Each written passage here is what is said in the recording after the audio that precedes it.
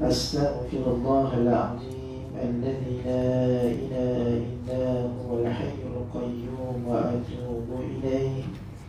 أستغفر الله العظيم الذي لا إله إلا هو الحي القيوم وأتوب إليه.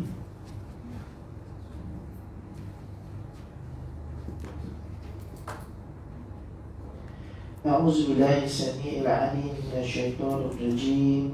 بسم الله الرحمن الرحيم. السلام عليكم ورحمة الله وبركاته. الفاتحة. أعوذ بالله من الشيطان الرجيم. بسم الله الرحمن الرحيم. الحمد لله رب العالمين الرحمن الرحيم مالك يوم الدين إياك نعبد وإياك نستعين اهدنا الصراط المستقيم صراط الذين أنعمت عليهم غير المغضوب عليهم ولا الضالين.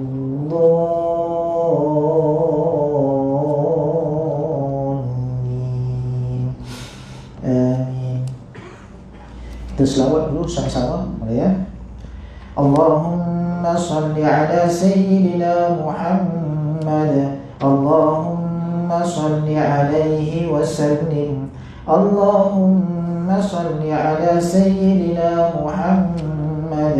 Allahumma salli alaihi wasallim. Allahumma salli ala sayyidina Muhammad. Allahumma salli alaihi wasallim. Allahumma salli ala sayyidina Muhammad.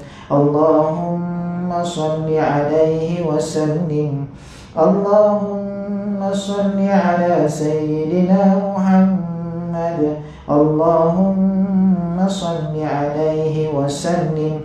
Allahumma salli ala sayyidina Muhammad.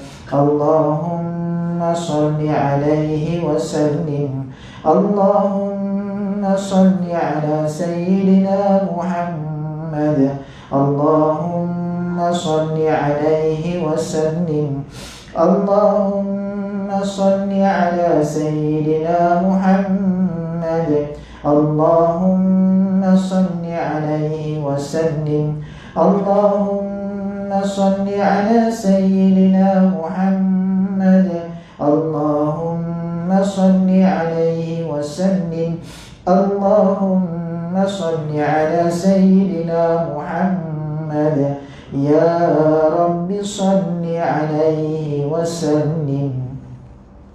Innal hamdalillah nahmaduhu wa nasta'inuhu wa nastahdihi wa nastaghfiruh wa na'udzu billahi min shururi anfusina wa min sayyiati a'malina. Man yahdihillahu fahuwal muhtadi wa man yudlil falan tajida lahu waliyyan murshida. Ashhadu wa nashhadu an la ilaha illallah wahdahu la sharika lah. Ashhadu wa nashhadu anna sayyidana Muhammadan abduhu wa rasuluh. Allahumma salli wa sallim ala sayyidina Muhammad wa ala alihi wa sahbihi wa man tabi'ahum bi ihsanin ila yaumiddin. Qala subhanaka la ilma lana illa ma 'allamtana innaka antal alimul hakim. Qala rabbi shrah li sadri wa yassir li amri wahlul 'uqdatam min lisani yafqahu qawli. Sadaqallahul azim.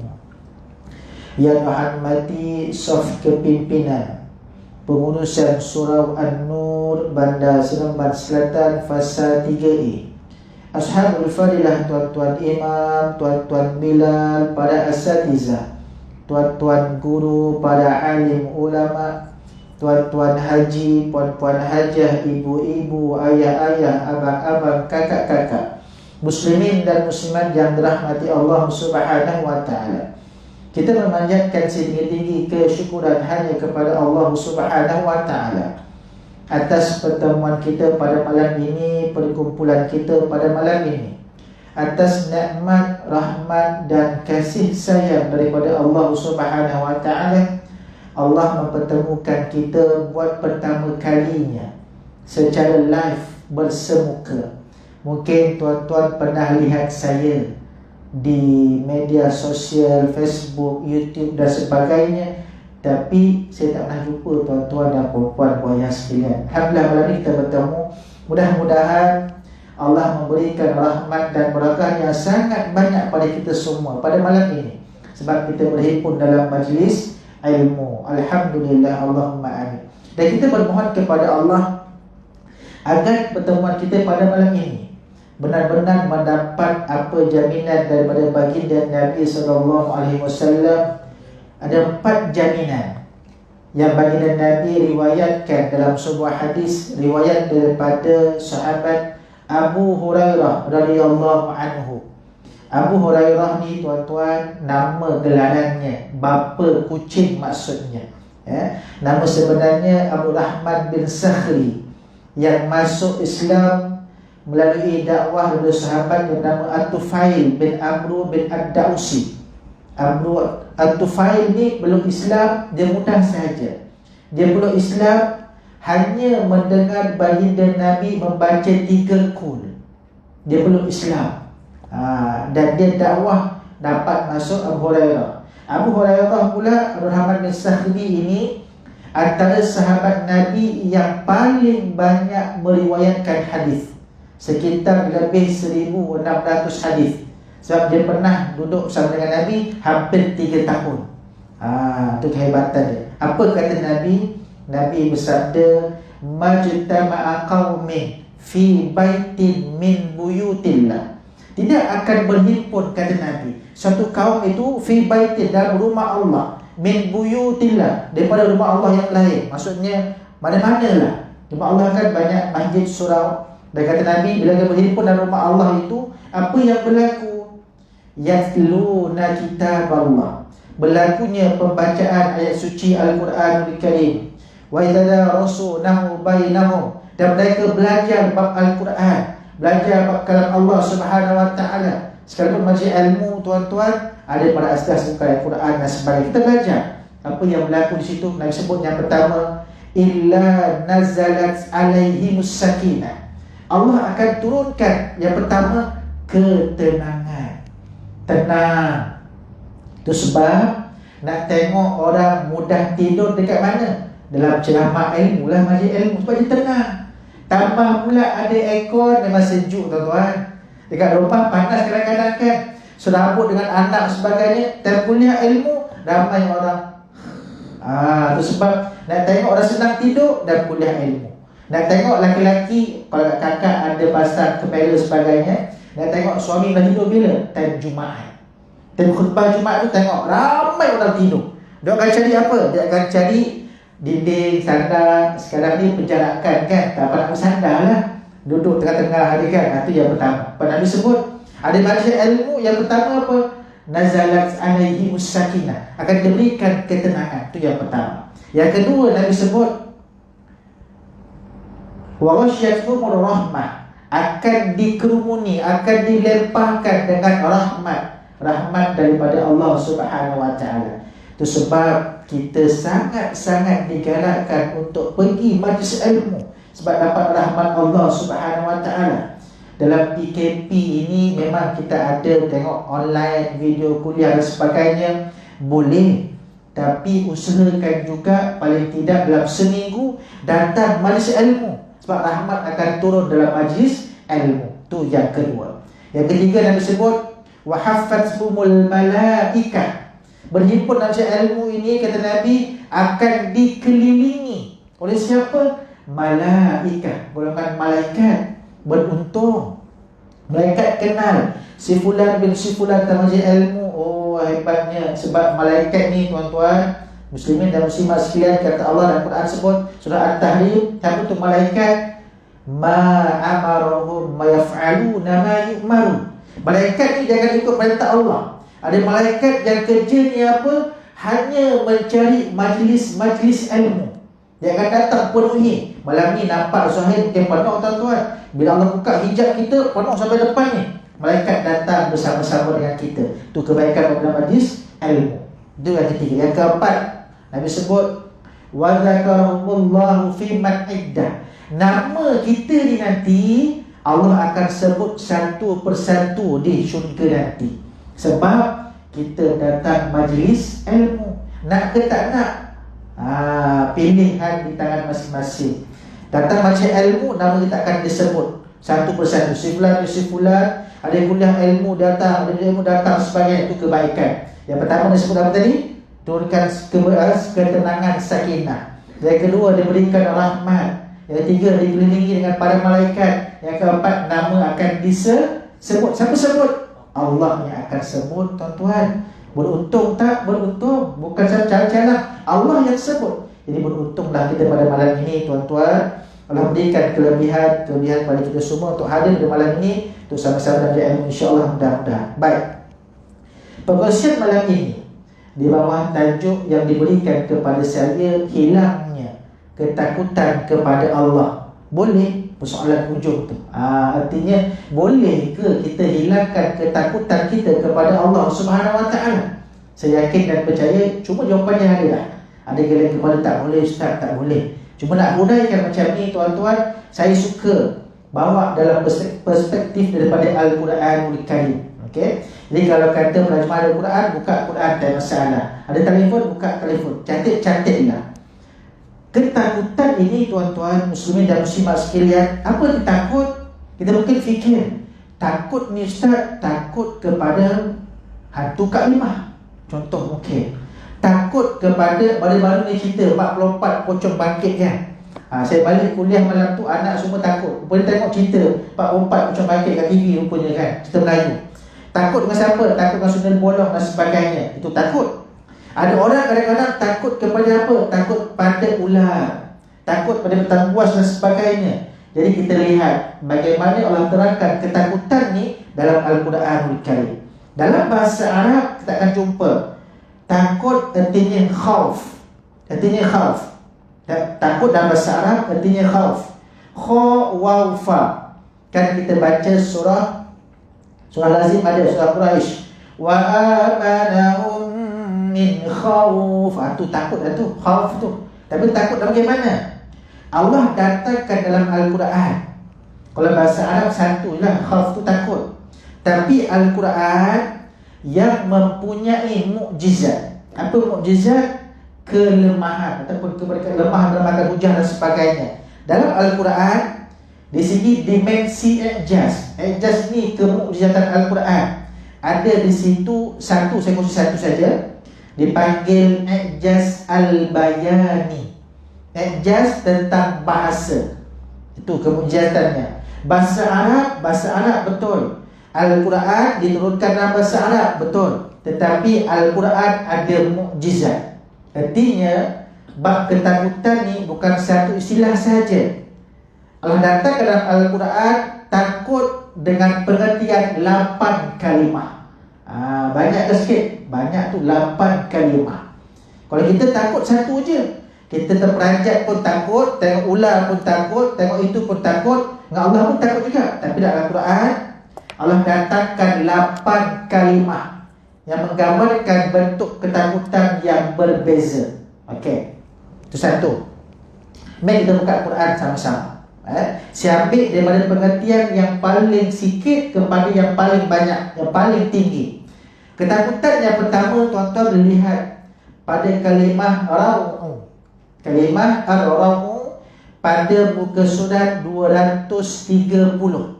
Kalau dengan saya ni kuliah ceramah, tuan-tuan, saya akan galakkan Quran. Sebab apa?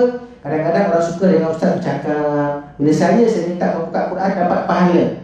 Itu kelebihan dan sebagainya. Okay? Buka Quran, muka surat 230. pada surah yang ke-11, surah Hud, Allah datangkan satu ayat, ayat ke-74. Nanti lihat, mana ada terjemahan lagi cantik lah. Tengok terjemahan apa ya. Yang keempat, apa katanya? Ayat ke-74. Falamma dhahaba an Ibrahim ar-ra'u tu. Okey. Ayat 71 di kosong surah Hud. Artinya ketika telah hilang perasaan takut pada Nabi Ibrahim, ar-ra'u, ra waw ain, tu kalimah takut. Okey, tu yang pertama. Dan Quran sekali yang diulang kalimah ni, ar-ra'u ni. Okey. Satu, artinya takut. Nampak tak? Sebab kadang-kadang orang kata bila baca Quran, baca terjemahan masuk sama, tapi istilah yang berbeza. Contoh macam manusia lah kan, manusia. Dan Quran manusia berapa kalimah manusia dalam Quran? Kita tahu manusia ni Anas. Okey. Ada kalimah lain tak? Insan. Okey, dua. Lagi? Anas manusia, insan manusia lagi. Ada kalimah bashar pun artinya manusia, basyara, yang diulang 37 kali dalam Al-Quran. Kalimah Anas diulang 168 kali. Kalimah insan diulang sebanyak 67 kali dalam Al-Quran.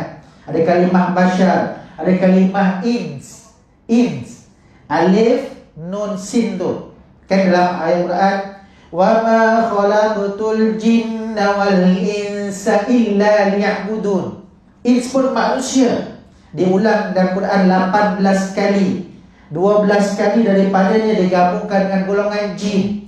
Sebab manusia ni kalau bersendirian, kata Allah, duduk sorang-sorang, akan mudah terikut pengaruh jin. Sebab digabungkan dengan jin.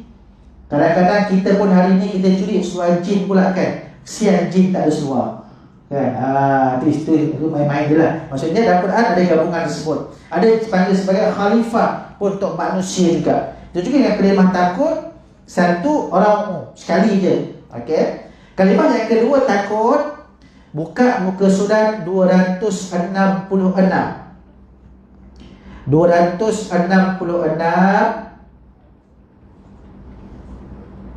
Okey. Pada surah Al-Hijr. Pada surah Al-Hijr. Hilang dah ayat yang mana penggayaan. Okey, sorry.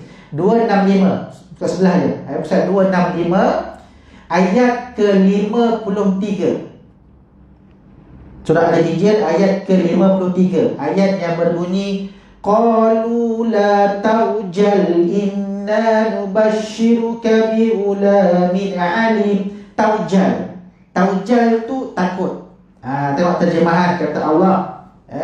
Qalu, mereka berkata, la taujal, janganlah engkau berasa takut.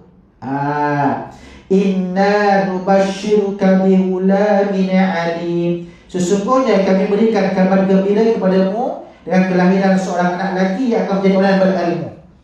Dua ayat tadi, kalimah ra'u dan kalimah taujal, Allah menggambarkan tentang ketakutan, kerisauan yang berlaku kepada Nabi Ibrahim alaihissalam. Dua ayat tadi, dua kalimah tadi khusus untuk Nabi Ibrahim. Ketakutan yang dirasa Nabi Ibrahim. Nabi Ibrahim kan kita tahu cerita dia. Daripada bapak dia yang membuat berhala, dan dia berkahwin pernikahan awal, lambat dapat anak dan sebagainya. Lepas tu bila dia dapat anak Ismail, ditinggalkan anak dia, balik ke Palestin, dapat pula anak Ishak dan sebagainya, dan dibunuh pula seorang anak dan sebagainya. Itu kerisauan yang berlaku kepada Nabi Ibrahim. Allah gambarkan kerisauan tersebut, takut tu, dengan kalimah ra'u dan kalimah taujal dalam Al-Quran. Okey, sekali je. Baik. Dan dua, kalimah yang ketiga yang Allah ulang sebanyak 12 kali dalam Al-Quranul Karim, kalimah takut. Artinya kalimah yang berbunyi ru'ba. Ru'ba, ra ain ba, ru'ba. Jadi kalau buka, kalau kata cari ru'ba tu, itu kalimah takut. Al-Quran banyak, ada 12 kali. Tuan carilah. Banyak nak buka kerana pening tuan. Tak apa, jadi kalau baca muncul ru'ba, lupa kafaru ru'ba, tu takut. Takut rokbah ini berkaitan tentang ketakutan sesama manusia. Dalam Al-Quran banyak digambarkan orang kafir takut benda ni, benda ketakutan pada orang kafir berjumpa dengan manusia dan sebagainya. Jadi ketakutan rokbah ini berlaku di antara sesama manusia. Takut dan berarti kata dia risau jugalah kadang-kadang, tuan-tuan, muslimin dan muslimat sekalian. Tu rokbah 12 kali dalam Al-Quran Al-Karim. Seterusnya, kalimah yang diulang sebanyak 13 kali. 13 kali, iaitu kalimah fashla, fashidla, antafshala. Ada kalimah fashla pun artinya takut juga. Takut yang berkaitan tentang emosi kita, takut berkaitan tentang khawatir kita. Itu memang emosi lah. Okey, Al-Quran saya terangkan. Saya tak ada terangkan semua, terangkan yang atas nanti. Dan seterusnya, kalimah yang kelima dalam Al-Quran menggambarkan tentang ketakutan, kalimah ruhban. Tadi ruhban, ni ruhban. Rohaba, roh habulat ba, ruhban. Pun artinya takut juga, yang berkaitan tentang fizikal, berkaitan tentang muamalah, interaksi dan sebagainya, pun artinya takut. Okey, ini 5. Dan beri perhatian pada 3 yang akan datang ni. Okey, 3 yang akan datang ni tuan-tuan berkaitan tentang ketakutan yang sangat dahsyat. Okey, yang tadi biasa-biasa je. Okey, ni yang 3 beri perhatian. Yang pertama, kalimah hazaro. Hazaro, ha pedas, zal dan ro. Dalam Quran digambarkan hazarul maut, ketakutan berkaitan tentang kematian. Saya tanya ibu ayah sekalian, takut mati tak? Jujur. Takut Ustaz. Sebab apa takut mati? Amal tak cukup Ustaz. Kan? Kerisauan dalam Quran sebut hazar itu ketakutan dalam kematian. Semua orang takut mati. Tapi ada orang yang beriman teringin nak mati. Kan? Nak naik di kata tu macam mana? Nanti naik ke kata ni. Tu hazar artinya ketakutan berkaitan tentang kematian. Dalam Quran digambarkan ada 5 kali ulang hazar ini. Semua dia berkaitan tentang kematian. Baik kematian, takutlah nak mati. Takut macam mana? Takutlah. Takut nak mati. Takut ketakutan mati tu Allah gambarkan dengan hazar. Hazarul maut. Okey, tu satu. Tu kalimah yang ke-6. Kalimah yang ke-7 yang Allah ulang dalam Al-Quran sebanyak 30 kali. Banyak tak? Banyak kan? Bila erti pengulangan ni, itu kehebatan Ijaz Bayan.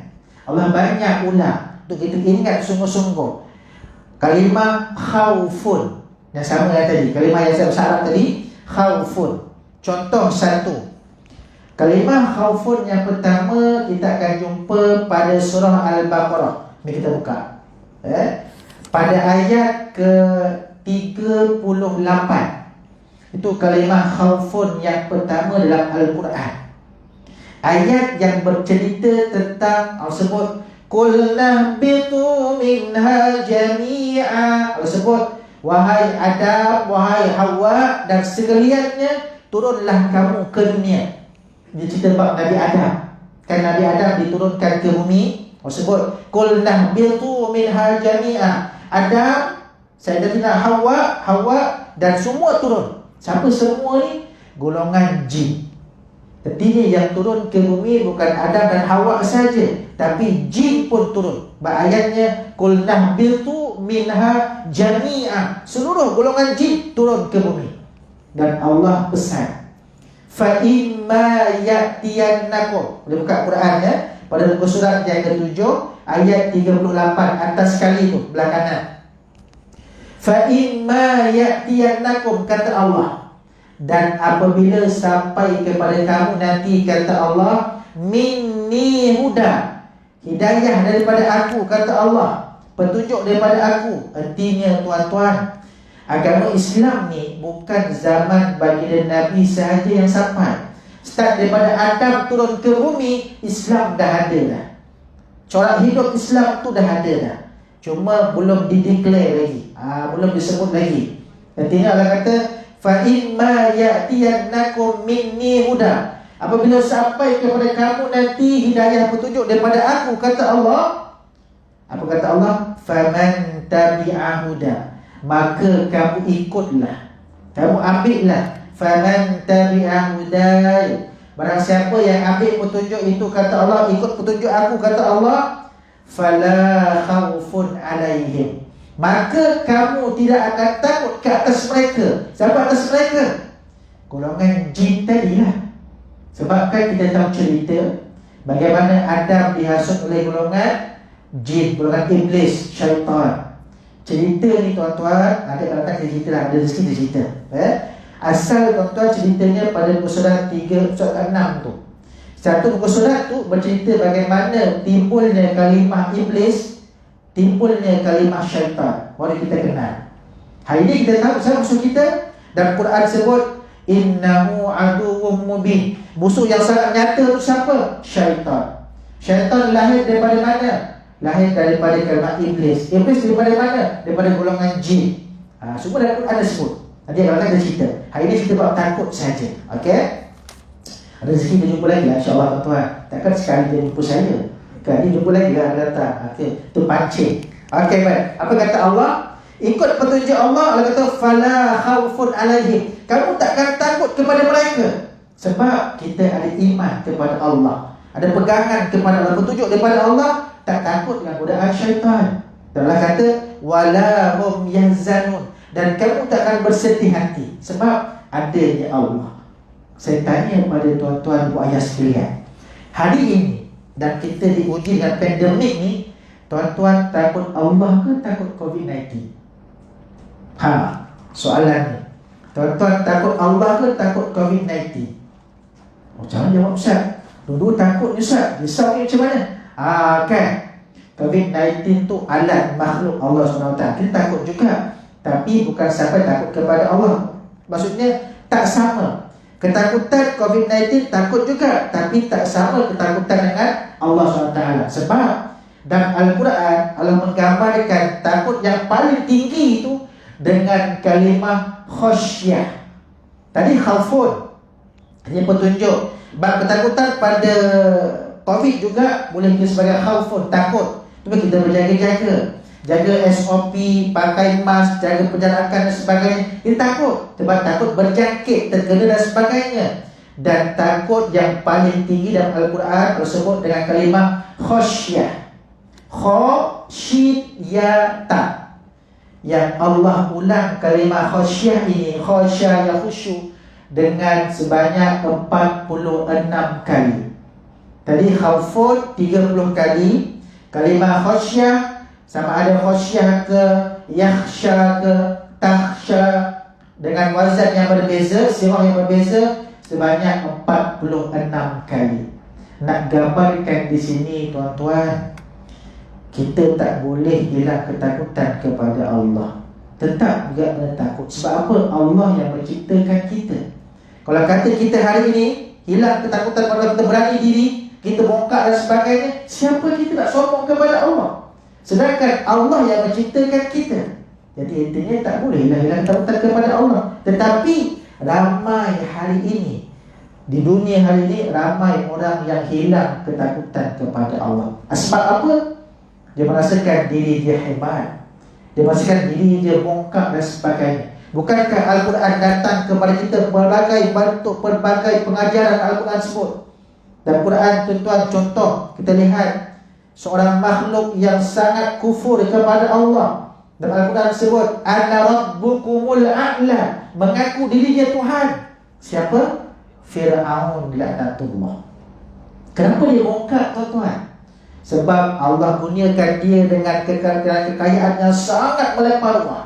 Tuan-tuan bayangkan, dia ada tentera lebih daripada 1 juta. Tak bangga tuan-tuan.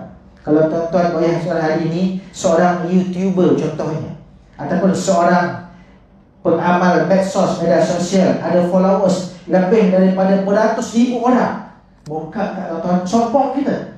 Oh, saya ada followers ramai, boleh apa saya? Tak kisah, tak berjejas pun. Masjid tak panggil pun tak apa, kuliah dekat Facebook pun 10 juta orang tengok. Bangga tuan-tuan, Allahu Akbar. Padahal Allah yang datangkan mereka untuk minat kepada kita. Tu kadang-kadang tuan-tuan. Lalu Fir'aun lagi bongkak tuan-tuan, sebab kekayaan dia. Tuan-tuan bayangkan, menara di istananya tinggi 10 kaki. 10 meter. Tinggi menara istana dia 10 meter tuan-tuan.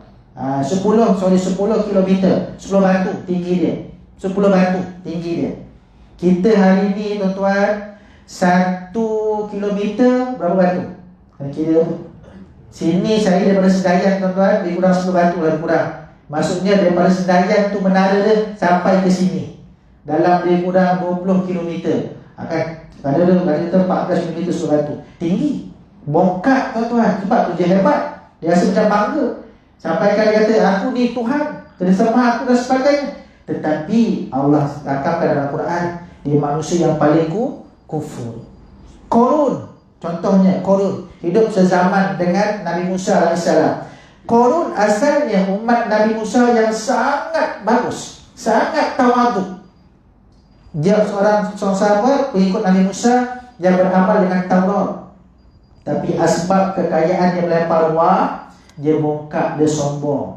Dia kata, aku kaya sebab aku berusaha, sebab aku sungguh-sungguh berniaga. Contoh kan, dia kaya, menyebabkan dia bongkak. Itu sebab tuan-tuan, bila mana daripada saat ini dalam diri kita, kita takut sangat hilangnya ketakutan kita kepada Allah Subhanahu Wa Taala. Sebab tu dalam surah Ar-Rahman, Allah ulang ayat yang sama 31 kali, nak gambarkan kepada kita, wahai manusia, fa bi ayyi ala'i rabbikuma tukazziban, mana lagi nikmat Tuhan kamu, wahai jin dan juga manusia, yang kamu nak dustakan. Allah tak gunakan kalimah nikmat dekat situ.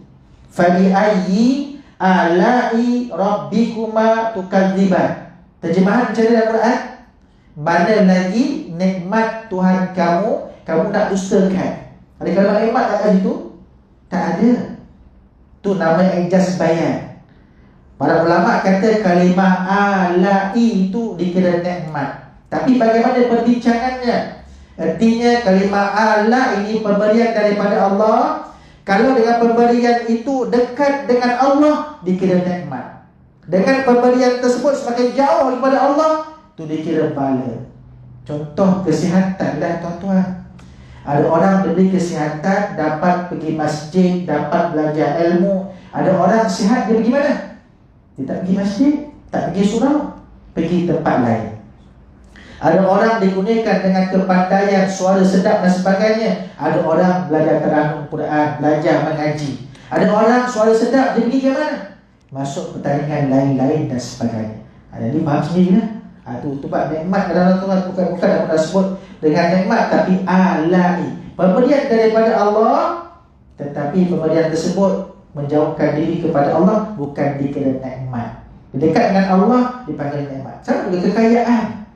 Ada orang rezeki, perniagaan, meningkat dan sebagainya, banyak rezeki dia bagi, dia banyak infakkan pada orang lain. Ada orang semakin kaya, semakin sibuk dia bekerja.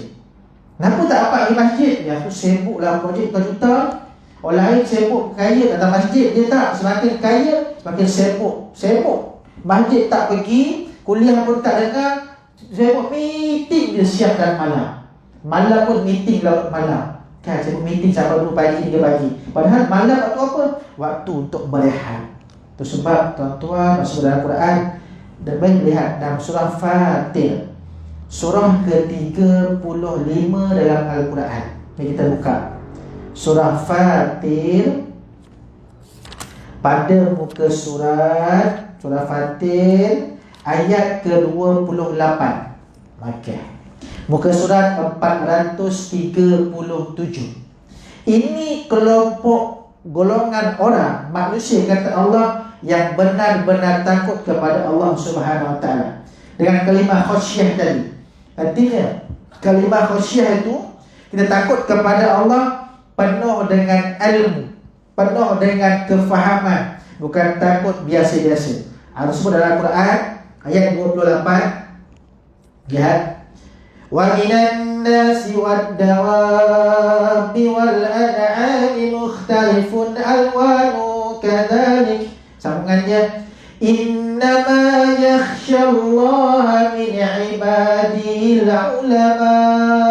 Kata Allah, sesungguhnya mereka yang benar-benar takut kepada Allah di kalangan hamba aku, kata Allah, al-ulama. Siapa ulama? Orang yang berilmu. Artinya bila ibu ayah datang kuliah ilmu, datang majlis ilmu, semua termasuk dalam golongan al-ulama, orang yang berilmu. Orang tak nak ilmu, takkan datang masjid. Orang tak nak belajar, takkan datang, takkan buka Facebook, tengok kuliah Facebook, takkan buka. Dia akan selamba je. Dia buka YouTube, tapi tengok masak-masak contohnya. Kan ibu-ibu tak masak-masak kan? Dia buka juga YouTube, TikTok dan sebagainya. Tengok mana tempat percutian yang bagus. Kadang-kadang buka dekat FB, tengok orang jual-jual mana lagu yang sedap. Tetapi KP ni duduk rumah kan, kenapa nak buat? Mana cheese coat sedap, mana best dan sebagainya. Dia tengok. Tapi orang yang benar-benar nak ilmu, ceritakan ilmu, dia akan buka apa? Bab pengajaran.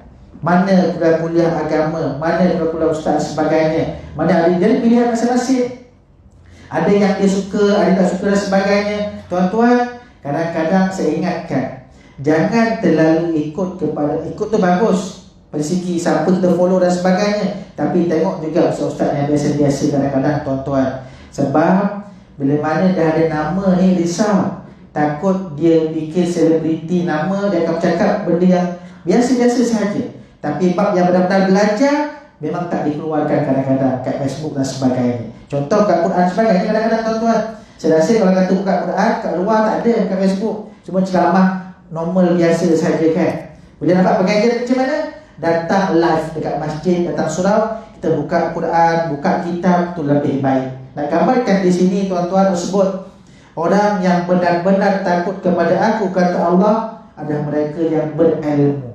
Artinya orang yang fikir ni, aku ni hamba Allah, Allah ciptakan aku daripada tak ada kepada ada, aku boleh takut kepada Allah. Itu sebab tuan-tuan kena tanam sungguh-sungguh. Sebab ada kata para ulama, ada 6 perkara yang mewajibkan kita takut kepada Allah.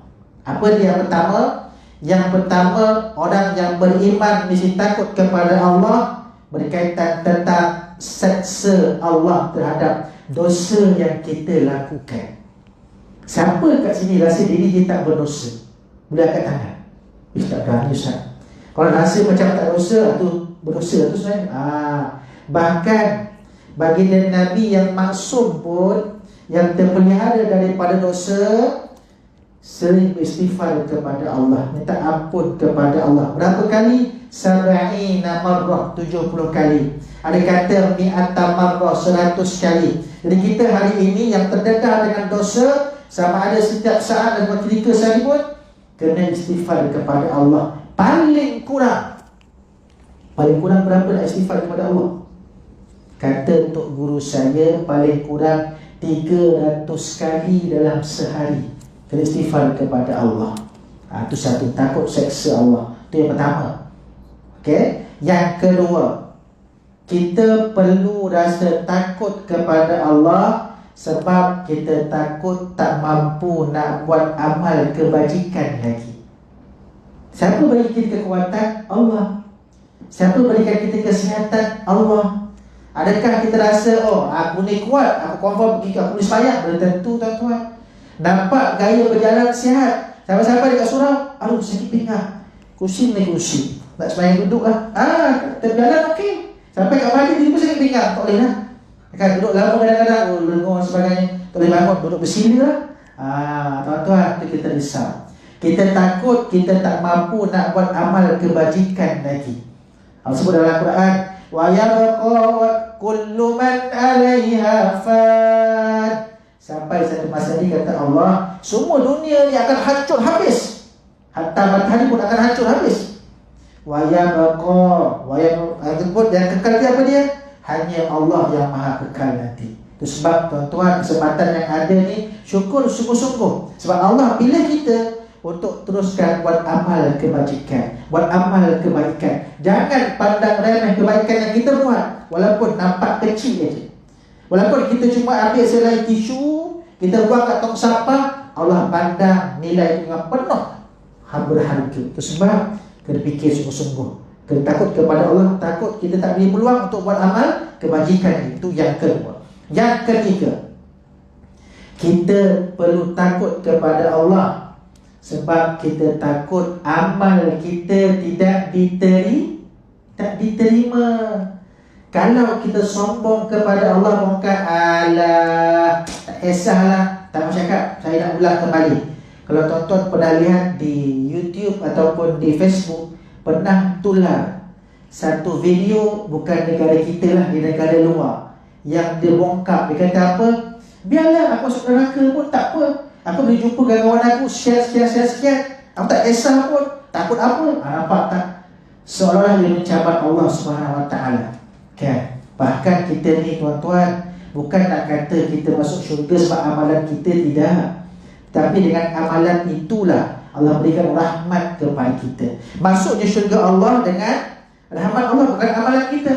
Saya juga pun tuan-tuan, walaupun Allah beri peluang hafal Quran, tuan-tuan, saya tak rasa masa baca Al-Quran mesti teruk lagi kot, tak elok lagi kot. Mungkin tuan-tuan dia sedap baca daripada saya. Cuma Allah rezekikan saya hafal Quran, alhamdulillah. Saya boleh menggunakan kepakaran itu, Allah pinjamkan, kongsi dengan tuan-tuan. Itu sebab generasi yang ketiga ini perlu takut kepada Allah, sebab takut Allah tak terima amalan kita. Sesilah tuan-tuan. Duduk baca Quran hari-hari, duduk solat hari-hari, tiba-tiba sampai depan Allah, kosong, zero. Ya Allah, mana amalan aku? Tak terima. Nanti keluar. Kan? Dan tu dah kata apa dah? Dan depan Allah tak apa dah tuan. Sebab dunia ini kena sedar sungguh-sungguh. Itu perkara yang ketiga. Yang keempat, kita perlu rasa takut kepada Allah, sebab kita takut nanti bila mana kita mati dalam keadaan su'ul khatimah, mati dalam keadaan yang teruk. Su'ul benda yang teruk lah. Kita nak husnul khatimah, mati dalam keadaan yang baik. Tapi bila mana mati dalam keadaan su'ul khatimah, Allahu Akbar tuan-tuan, risau sangatlah kan. Nak gambarkan di situ Allah, risau sangat. Itu sebab kita kena ingat sungguh-sungguh. Perkara yang keempat, kita takut kita nanti dimatikan dalam keadaan su'ul khatimah. Tak nak. Kita tak nak. Kita nak kasih mati husnul khatimah. Sebab kita sungguh-sungguh tak nak kata kepada Allah tu, ya Allah, nak macam mana? Tingkatkan amal ibadat kita, pentingkatkan. Saya pernah pesan pada sahabat-sahabat rakan-rakan kuliah dan sebagainya, dalam kehidupan kita sekarang dengan pandemik COVID-19 ini, cuba buat dua benda. Yang pertama, pentingkatkan istighfar kepada Allah. Pada istighfar kepada Allah akan dibukakan segala jalan keluar, kesulitan dan sebagainya. Yang kedua, perbanyakkan selawat atas baginda Nabi SAW. Allah uji benda ni, kita tingkatkan istighfar, perbanyakkan selawat, yakin dan percaya. Sebab apa? Dalam satu kisah tersebut, Sayyidina Ubay bin Ka'ab pernah bersama kepada Nabi, ya Rasulullah, saya pendekkan cerita. Dia kata, ya Rasulullah, boleh tak aku selawat pada kau ya Rasulullah? Boleh, tak masalah. Berapa banyak? Nabi kata, ma syi'ta, terpulang. Saya pendekkan cerita. Ubay pernah tanya, adakah suku, adakah separuh, adakah 2/3? Nabi cakap, ma syi'ta, terpulang.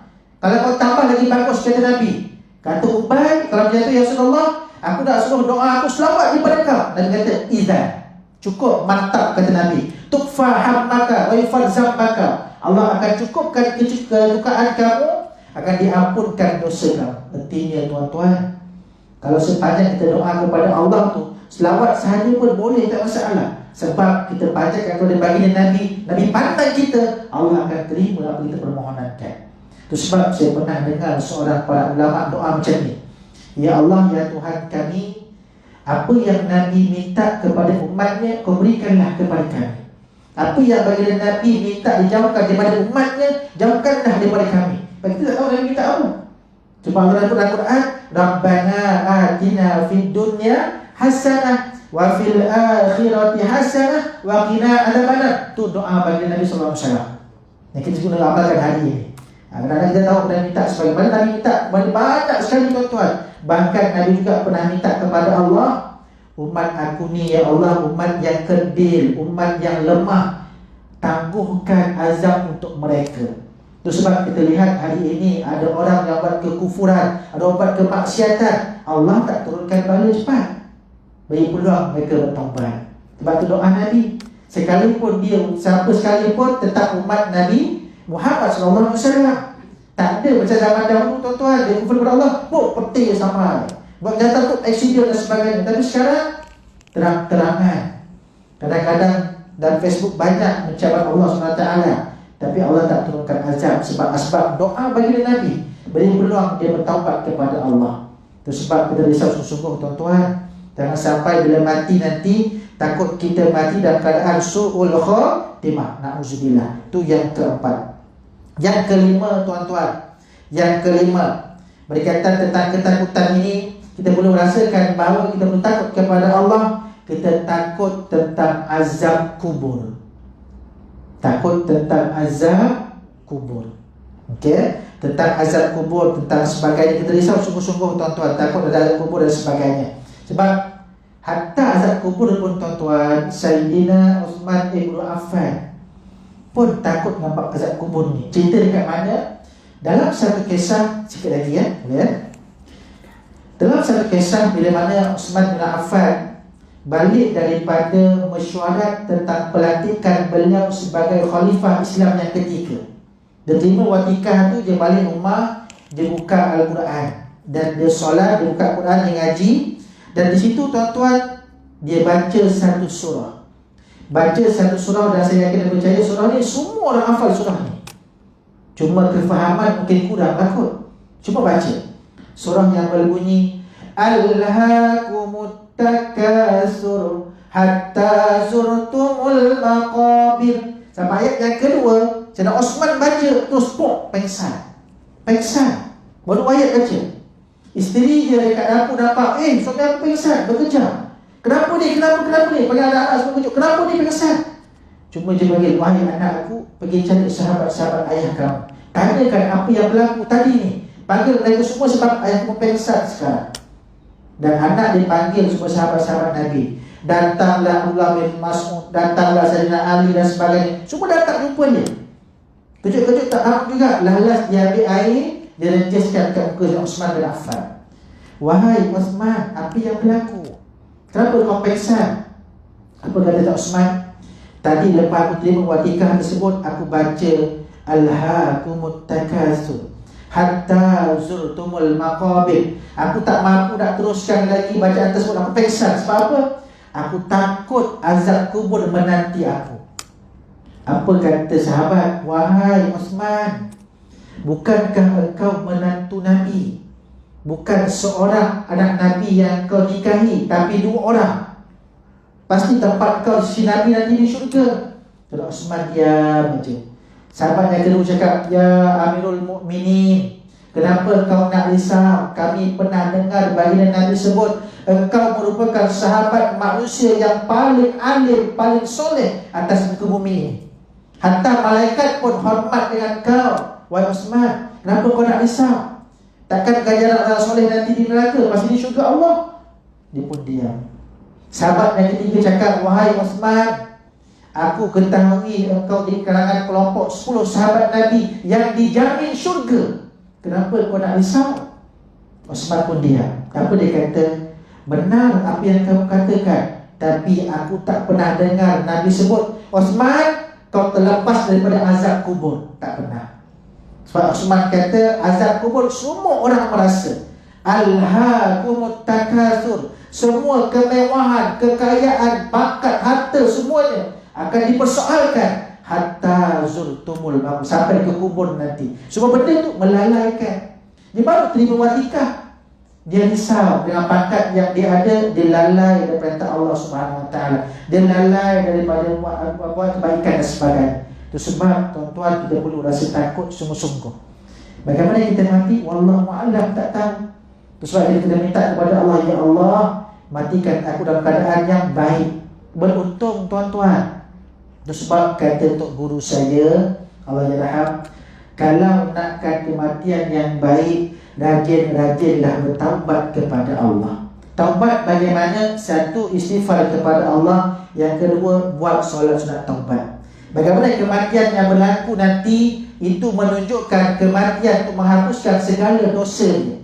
Sebab Allah takkan terima hamba-Nya dalam keadaan yang kotor. Itu pesan untuk guru saya. Kalau dia mati aksiden hancur berkecai, mungkin tak sempat nak bertaubat. Dan kematian berkecai itulah membersihkan dosa yang dilakukan. Kalau dia mati dibunuh, mati dalam keadaan terbakar dan sebagainya, itu menghapuskan segala dosa dia, sebab tak sempat dia bertaubat. Tapi kita dapat tak ada orang yang mati dalam solat, dan tengah sujud, ada orang mati tengah tidur. Sangat mudah nak gambarkan di situ, tuan-tuan. Mungkin amalan dia, dosa dia, Allah dah hapuskan semua dah. Sebab kita tak tahu. Nampak dengan kita sama-sama, tapi amalan dekat rumah, mungkin dia bangun malam, tahajud, taubat dan sebagainya, istighfar selalu, dosa dah bersih dah. Jadi dia mati dengan keadaan bertidur. Dia mati tidur, senang aja. Ada orang mati tengah sujud. Nampak tak tuan-tuan? Semua tu mencemburukan kita, tuan-tuan. Itu sebab kita kena rasa risau sangat dan takut nanti kita akan mati dalam keadaan yang su'ul khatimah. Jadi kita mengharapkan agar kita mati dalam keadaan yang husnul khatimah. Baik. Berapa dah tu? 5 je. 5. Betul. Tadi sebut 6 je. Apa satu lagi ya? Lupa saya satu lagi. Allah SWT. Tak apa, nanti akan saya kongsi insyaAllah. Mudah-mudahan. Satu tadi ulang balik. Yang pertama, perlu rasa takut kepada Allah, sebab takut sensor terhadap dosa yang kita lakukan. Di dunia ini, takut di dunia ini kan. Kita buat macam-macam, kita ni takut bersaksi Allah. Kita buat, kita tahu, kita semua dah tahu dah. Ini dosa, ini tak dosa. Ini dosa, ini pahala. Kalau buat dosa dapat buat kejahatan, dapat dosa. Jadi kita takut buat dosa tu. Yang kedua, kena rasa takut sebab takut kita tak boleh buat kebajikan, buat amal kebaikan. Tak mampu nak solat. Tuan-tuan, solat pun Allah panggil kita tau. Kalau sampai satu masa Allah baringkan kita, tak mampu nak bangun, macam mana perasaan kita? Allahu Akbar. Tak suruh nangis. Ya Allah, kenapa kau azab aku ni? Ya Allah, aku tak mampu solat kepada kau. Ya Allah, hantar aku dah sebut dah. Tak mampu nak bangun, duduklah qiyamah. Tak mampu nak kiamat, wa'udah. Balik pun boleh. Balik pun tak bisa. Jadi boleh ingat kepada Allah SWT. Okay? Yang ketiga, kita takut amalan kita tak diterima oleh Allah SWT. Itu yang ketiga. Yang keempat, kita takut sangat kadang-kadang kita, apa tadi keempat? Mati dalam keadaan su'ul khatimah. Dan yang kelima, takut berkaitan tentang azab kubur. Jadi tuan-tuan muslimin dan muslimat sekalian, ingat sungguh-sungguh. Last penutup pertemuan kita pada malam ini, saya nak kongsi satu cerita. Last cerita ya. Satu cerita yang berlaku pada seorang tabi'in. Asalnya tuan-tuan, dia seorang yang, orang kata seorang yang selalu mencuri. Memang kata dengan kepakaran dan sebagainya. Seorang yang bernama Fudail bin Iyad. Kan banyak yang kita gasah-gasah Quran, gasah sirah dan sebagainya, dinama Fudail bin Iyad. Siapa dia ni? Asal dia pencuri. Tetapi satu malam, dia tengah nak mencuri itu tuan-tuan, ada orang tengah tahajud. Dan dia baca apa? Mari kita lihat dia baca apa. Dia baca surah Al-Hadid. Surah Al-Hadid, surah ke-57 dalam Al-Quran. Surah 7. Okey, surah 7 lepas surah Al-Waqiah. Buka pada ayat ke-16. Muka surat 539. Fudail bin Iyad, seorang pakar pencuri yang sangat expert, sangat hebat. Kerja dia macam tu pada awalnya. Satu malam dia pergi nak mencuri satu rumah. Orang tua rumah tu tengah tahajud, dan dia baca ayat surah Al-Hadid ini, ayat ke-16. Ayat yang berbunyi, Alam ya'ninil ladzina amanu. Apa artinya? Tidakkah sampai lagi peringatan kepada kamu untuk orang yang telah beriman? Alam ya'ninil ladzina amanu. Belum sampaikah waktunya cirinya untuk orang yang beriman ni kata Allah, takhsha'a qulubuhum li dzikrillah. Satu bentuk benda yang menakutkan kau kepada Allah Subhanahu Wa Taala.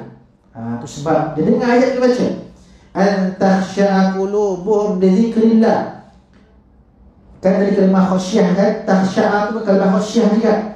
Takhsha'a. Artinya ayat ini tuan-tuan, Allah beli kita. Tak sampai lagi ke sekarang ini satu waktu yang di mana menggerunkan hati kamu, menakutkan hati kamu untuk ingat kepada Allah Subhanahu Wa Taala. Mungkin hikmah berlaku sekarang ini. Bagaimana turunkan COVID-19, mungkin ramai di kalangan hamba Allah ketika ini yang sombong kepada Allah, yang tak ingat kepada Allah. Allah turunkan COVID-19 untuk seluruh umatnya, seluruh hambanya berbalik kepada Allah Subhanahu Wa Taala. Mungkin begitu. Sebab inilah ayatnya yang menjadikan Israel bin Iyad jadi wali Allah Subhanahu Wa Taala. Allah beli kita. Tak sampai lagi ke waktu untuk kalau yang beriman, yang dah beriman. Kita beriman bukan baru hari ini tuan-tuan, dah lama. Bahkan kita beriman bab keturunan daripada datuk nenek kita beriman kepada Allah. Tapi kita selama aja. Dan sebut tak sampai ke waktu lagi, takhsha'a qulubuhum, yang menggerunkan hati kamu, yang menakutkan hati kamu, li dzikrillah, untuk ingat kepada Allah Subhanahu Wa Taala. Itu sebab tuan-tuan ambil iktibar sungguh-sungguh. Tanda Allah sayang kepada kita, Allah berikan ujian kepada kita. Tanda Allah kasih kepada kita, Allah akan uji kita.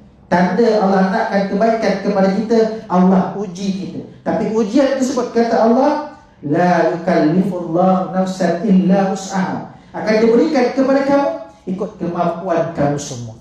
Hari ini ada orang bersyukur tuan-tuan, adanya wabak ini. Syukur sebab apa?